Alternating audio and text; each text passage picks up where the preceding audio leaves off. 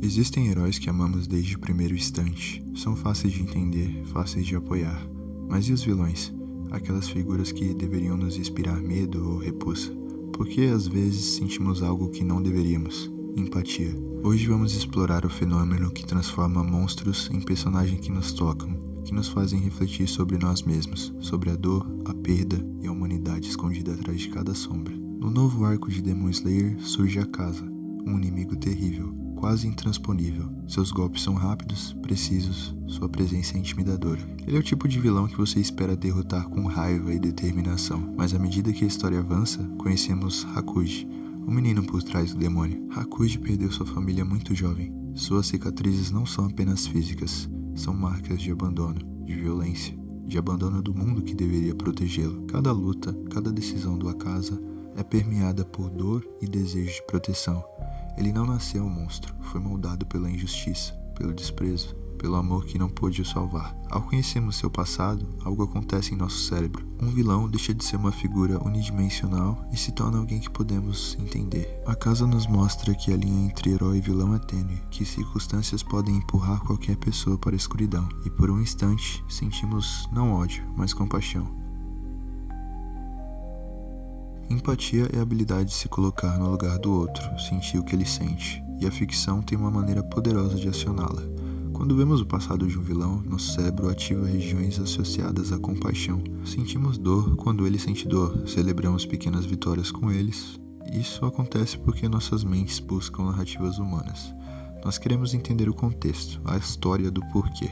A Casa é um exemplo perfeito. A cada flashback, cada memória, somos convidados a olhar além do monstro, a enxergar a criança ferida, a pessoa que poderia ter sido diferente se tivesse recebido amor em vez de abandono, ou se tivesse um passado melhor. Outros vilões provocam o mesmo efeito. Killmonger em Pantera Negra, Snape em Harry Potter, cujo amor não correspondido moldou escolhas dolorosas, Magneto em X-Men, traumatizado pela violência e injustiça, e até Thanos em Vingadores, cuja visão distorcida de salvar o mundo gera debate moral. O que todos esses personagens têm em comum? Uma história de sofrimento que nos conecta. Uma ferida que dá, de alguma forma, reconhecimento humano. E nesse reconhecimento sentimos empatia. Mesmo quando suas ações são repreensíveis, mas por que isso nos fascina tanto? Porque a empatia nos permite viver vidas que não são nossas, explorar caminhos que jamais trilharíamos.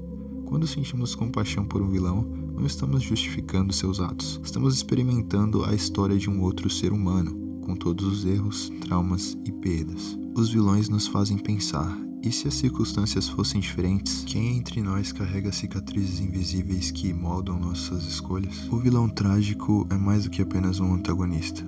Ele é uma narrativa complexa, um ser moldado por circunstâncias, escolhas e feridas profundas, mesmo que às vezes não sejam justificáveis. Quando nos deparamos com vilões desse tipo, com passados sofridos e uma história muito triste, percebemos um paradoxo. A gente sente empatia, mas também sente horror. A gente sente compaixão, mas não necessariamente a gente perdoa esses personagens.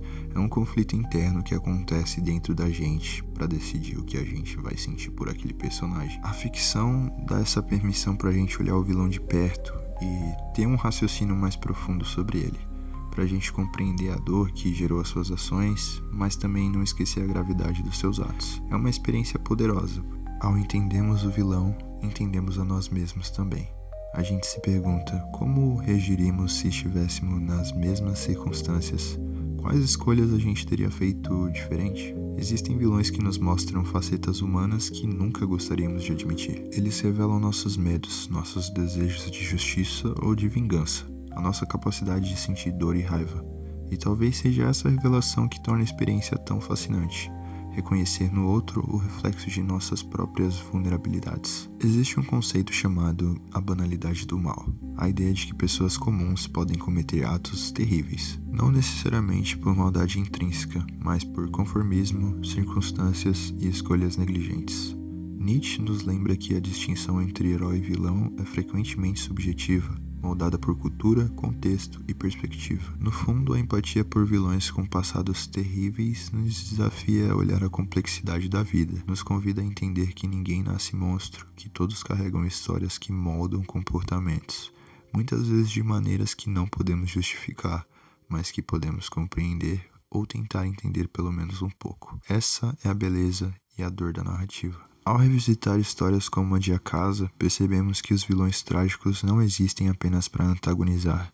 Eles existem para nos ensinar sobre nós mesmos. Eles nos lembram que cada escolha, cada perda, cada ferida invisível pode ter consequências que moldam toda a sua vida. E que talvez o monstro mais assustador seja aquele que existe dentro de nós. Ou aquele que poderia ter existido se tivéssemos em circunstâncias diferentes.